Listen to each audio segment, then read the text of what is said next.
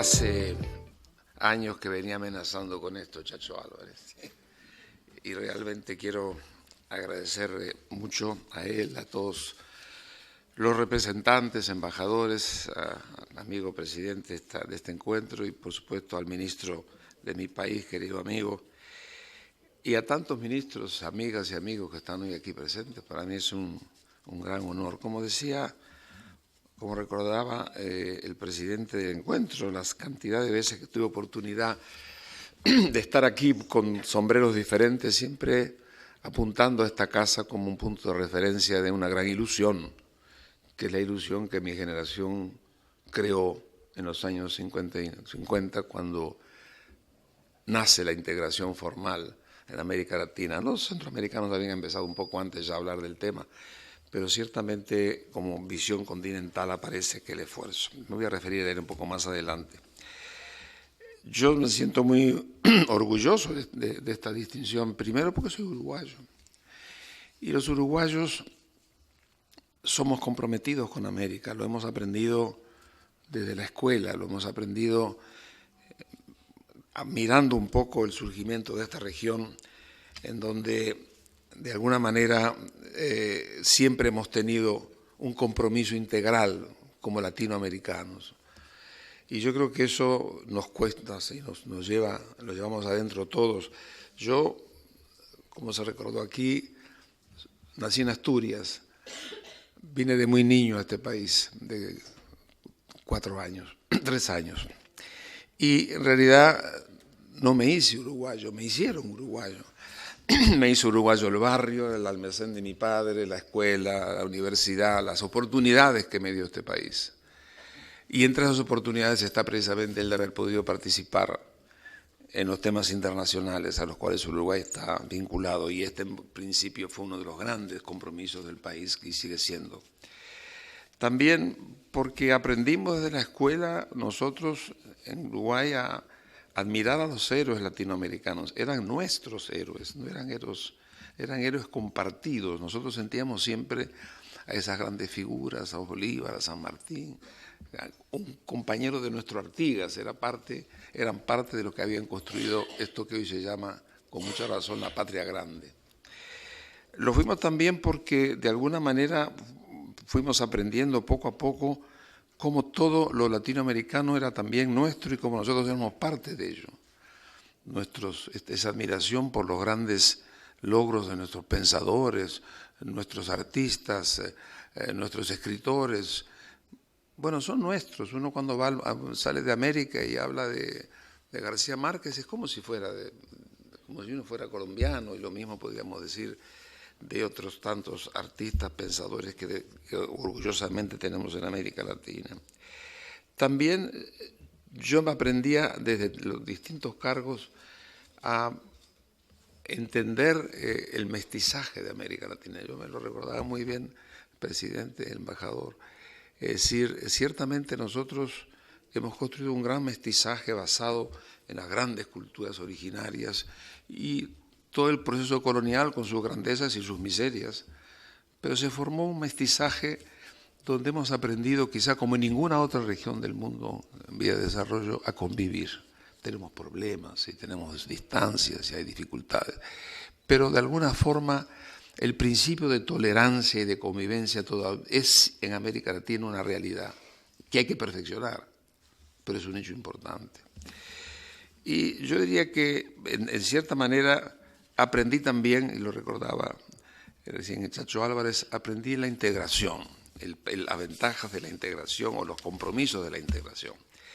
De alguna manera, en el año 59 nace esta casa, en 59-60 se crea la LALCA, que fue el producto de una gran inspiración que tuvo la región con grandes líderes a la cabeza, comenzando por la CEPAL de Raúl Prebisch, que fue un gran impulsor convencido de todo esto, por supuesto los políticos del momento, pero también los artesanos de esta casa, los funcionarios que fueron durante tantos años construyendo paso a paso, creando puentes, resolviendo problemas.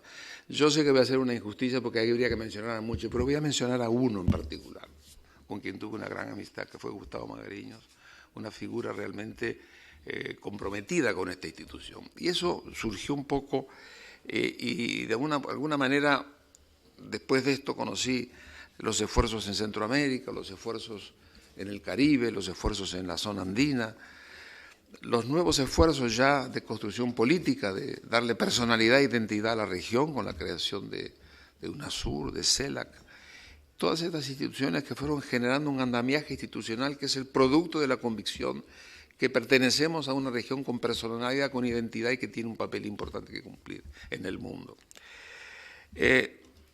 ¿Hemos hecho muchas cosas? Sí, yo creo que sí. Yo creo que se han hecho. Muchas veces nos deprimimos un poco y nos frustramos porque no logramos superar los problemas inmediatos, los de la coyuntura. Pero se han hecho muchas cosas. Cuando uno mira el conjunto de América Latina y de América Latina y el Caribe, pues se encuentra que se han logrado cosas. Esta institución es una de esas cosas. Ahora, ciertamente no hemos hecho lo suficiente, sí, también es verdad. Realmente las ilusiones que nosotros mantuvimos en aquel momento eran mucho más ambiciosas, quizá demasiado ambiciosas.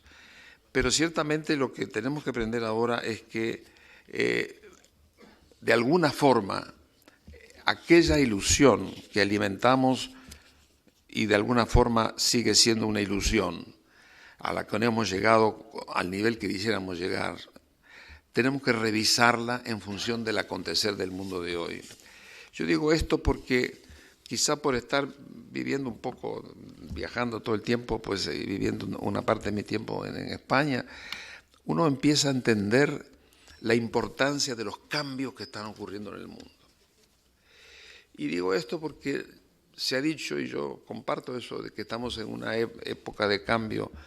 Estamos en un cambio de épocas, y es verdad, el mundo está cambiando en una forma vertiginosa y yo tengo la impresión de que a veces no somos conscientes. Yo me pregunto si el ciudadano del año 1934 imaginaba lo que se estaba cocinando en el mundo de aquel entonces. Tengo la impresión que a nosotros nos pasa algo parecido. La vorágine de los cambios hace que realmente no tengamos idea de que estamos en una verdadera revolución del mundo en el cual tenemos que insertarnos. Somos parte de él, somos actores de ese mundo que se está cambiando con nosotros y que debemos de alguna manera incorporar en nuestra visión, en nuestras políticas. Yo voy a mencionar 5 problemas que creo que hoy son dominantes en esa realidad. Ciertamente el primero y por en todo es la vorágine tecnológica. Es decir, sobrepasa la imaginación la capacidad de evolución de la tecnología y nos compromete en futuros que nadie puede imaginar hasta dónde podamos llegar. Se están tocando los resortes más íntimos de la naturaleza y estamos avanzando en ellos. Luego, el segundo hecho que quisiera recordar es un poco el cambio fundamental en los poderes, el poder económico del mundo. Es decir, la humanidad está experimentando el cambio más importante de poder económico que conoció el hombre en la Tierra, del occidente al oriente y al sur. Y ese mundo que estaba sumergido a lo largo de las décadas, y hoy es una realidad. Estamos, no solamente es China, es todo el sur, es todo Asia, es todo China, y hay una transformación espectacular del poder económico. Y la reconstrucción del mundo del futuro va a tener que hacerse a partir del reconocimiento de esos cambios, si no el mundo no va a funcionar en paz. Tenemos además el problema que es preocupante, que es la obsolescencia del sistema de instituciones internacionales, políticas y económicas. Aquel mundo que construimos en el año 45 está en crisis. Y yo creo que esas crisis están deteriorando la confianza en las instituciones. Eso significa que el mundo del futuro va a tener que cambiarlas, modelarlas, va a tener que de alguna manera rehacerlas para responder a estas nuevas realidades, ya no solamente las económicas, sino las realidades políticas y sociales. Conocemos poco lo que está pasando en la sociedad hoy. Solemos clasificar, hablar de clases medias, y es verdad, pero pasan muchas cosas muy complejas que debemos ir incorporando. El otro tema, ciertamente, aparte de esto que acabo de mencionar, tenemos que de alguna manera buscar un cuarto elemento que yo quisiera mencionar, es la complejidad del mundo financiero. Y yo conocí ese mundo por todos los lados, dentro del país, fuera del país. Hay un mundo financiero inmanejable hoy. Hay uno que es manejable, que es el que pasa por los bancos, pero hay otro mundo que nos llevó a la gran crisis del 2007-2008 y sigue estando, sin ningún tipo de control o regulación que pueda de alguna manera prevenir las audacias, las codicias o las especulaciones. Hay una realidad financiera que habrá que controlar y no está controlada.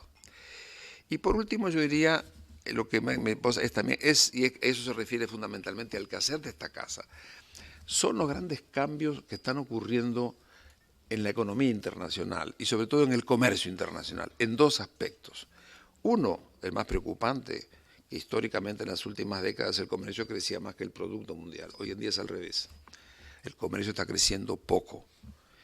No solamente está creciendo poco en volumen, sino que además los precios, particularmente de materias primas, se han deteriorado como parte del ciclo natural que tienen las materias primas. Pero además, y esto es importante también, se está produciendo un cambio en la forma de comerciar, cosas que lo sabemos todos. Nosotros tradicionalmente el comercio era en exportación de materias primas y de productos terminados. Hoy es de bienes intermedios, que son el 60% del comercio mundial son bienes intermedios. Esos 5 elementos, pero sobre todo el último, desafían a todo lo que hemos venido haciendo. Y desafían particularmente a los esfuerzos de integración, que tienen una nueva oportunidad y yo diría una nueva responsabilidad, que es ayudarnos a navegar en ese mundo cambiante que tenemos hoy frente a nosotros. Yo creo que de alguna manera ese mundo que está alrededor nuestro nos impacta en un doble sentido. Impacta a nuestros paradigmas de desarrollo e impacta a nuestra posición internacional en el mundo complejo que estamos observando. En primer lugar, yo creo que ciertamente este impacto de las tecnologías, este impacto que tiene hoy las nuevas formas de producir, de consumir, llevan necesariamente a tener que revisar nuestras estructuras productivas. Nosotros no podemos quedarnos solamente con la producción de materias primas, por más tecnificación que hayamos incorporado y la que seguiremos incorporando. Nuestros modelos de desarrollo tienen que incorporar necesariamente el ingreso de nuestro país en la industrialización y el ingreso en la venta de servicios, que van a ser complementarios si queremos generar empleos y empleos de calidad. Y es precisamente ese tipo de problema el que nos obliga a repensar un poco cómo en esa cultura de la nueva forma de rehacer nuestras economías, las exportaciones deben ser de alguna forma orientadas, reconociendo esas realidades. Y ahí se me ocurre decir que de alguna manera es la integración regional una de las puertas que permitiría darle espacio al cambio productivo. Yo estaba leyendo un documento interesante, como todas las cosas que hace Félix Peña, que acaba de escribir esto, cuando hablamos de la necesidad de repensar la exportación en materia de bienes intermedios y el papel que debe cumplir esta casa en particular y en general los esquemas de integración. Dice así Félix: desde su inicio el Mercosur fue concebido, entre otros objetivos principales y con un mayor alcance a la vez económico y político, como una plataforma para facilitar la proyección internacional de la capacidad de bienes y de prestar servicios de los países miembros, a la vez que competitivos e inteligentes, esto es, con fuerte valor agregado intelectual y que en lo posible fueran la resultante de articulación provisional de empresas que se inserten así en cadenas de valor de alcance global o regional. Esto era lo que decía el Mercosur cuando se lanzó. Esto es lo que se pensaba del Mercosur cuando se lanzó. Si el ingreso a las cadenas de valor es el instrumento, la región está especialmente preparada, dice Félix, para aprovechar de estos encadenamientos productivos y servir para introducirlos en el mercado regional. Y dice, es para mí los acuerdos celebrados en el marco de la LADI en diversos países latinoamericanos, incluso con los que integran la Alianza del Pacífico, son los que más podrían generar condiciones potenciales para el desarrollo de tales encadenamientos productivos. Esa es mi primera reflexión. Ahí hay un primer desafío a esta gran aventura, a este gran sueño que ya tiene unas cuantas décadas de existencia. El segundo y el último es algo que todavía nos preocupa más. Se mencionaba aquí la Ronda Uruguay de la cual fue evolucionando la negociación internacional para crear la OMC. Todos creemos en la OMC, sobre todo los países pequeños, donde tenemos en el multilateralismo una gran expectativa, una gran esperanza, porque queremos que en el multilateralismo tenemos mayor capacidad de defendernos y de buscar protecciones, salvaguardias y tribunales a donde podamos apelar. Ese multilateralismo está en seria crisis.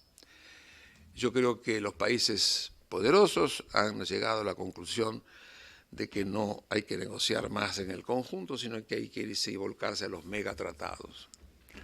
Todos estamos siguiendo esos megatratados, lo que está pasando en el Pacífico, lo que está pasando en el Atlántico Norte, lo que pasa en Asia, es decir, el mundo del futuro está llevando a un mundo fragmentado donde realmente tengamos estas experiencias de los megatratados, donde se van a gestar todas las reglas del comercio mundial que tendremos que seguir y acompañar, porque ellos tienen el poder de poder hacerlo. Eso para mí es muy importante y es una gran desilusión en el fondo, porque nosotros nacimos impulsando, todos nuestros países impulsando los acuerdos multilaterales, y hoy ciertamente esos acuerdos son y están de alguna forma cuestionados por la inoperancia. Fíjense los que han sido los últimos resultados, teniendo hoy la OMC un excelente director e impulsor, pero ciertamente los poderes fácticos de las grandes potencias van por otro lado. Esto quiere decir que nosotros tenemos que prepararnos para competir en ese mundo, y es en ese sentido donde yo creo que América Latina tiene también un papel importante que cumplir. Nosotros tenemos que de alguna manera ver cómo vinculamos esta región, cómo se están vinculando los países del Pacífico hacia Europa, Estados Unidos, Asia. Nosotros no podemos dejar a América Latina de actuar colectivamente en grandes negociaciones con el resto de los bloques mundiales, porque el mundo del futuro va a ser un mundo de bloques. Y tenemos que estar preparados para ello, y para negociar hay que negociar conjuntamente, porque es en la negociación conjunta que se agrandan nuestros poderes. Por eso que yo creo que mirando al futuro, el poder de la integración regional, que pasa ciertamente por las instituciones regionales por excelencia, como el CELAC, como el UNASUR, con el apoyo de instituciones como esta y otras instituciones internacionales, debe ser uno de los grandes desafíos del futuro. Y ahí está un poco esas dos grandes misiones que yo veo hoy en la integración: ayudar a nuestros países a cambiar el espectro productivo para entrar definitivamente en las cadenas de valor y en los servicios, pasando por una América unida que puede ser un trampolín para luego llegar al mundo internacional con más fuerza. Y en segundo lugar, prepararnos para negociar en ese mundo fragmentado, que es el mundo que tenemos por delante. ¿Será mejor? No sé. Nosotros soñamos con el multilateralismo y seguimos pensando que era lo mejor, pero la historia no la hacemos nosotros, pues la hacen los que tienen la capacidad de cambiarla y llevar adelante ciertas iniciativas. Pero hay que pensar entonces cómo organizarse para ellos. Alguna vez se dijo que el fin del siglo nos encontrará unidos o sometidos. Yo diría que la mitad de este siglo, si no trabajamos bien en esta América Latina, nos encontrará unidos o fragmentados, lo cual sería una tragedia para la historia y un gran derrumbe de las grandes ilusiones que hemos tenido siempre en la construcción de nuestra América Latina. Muchas gracias.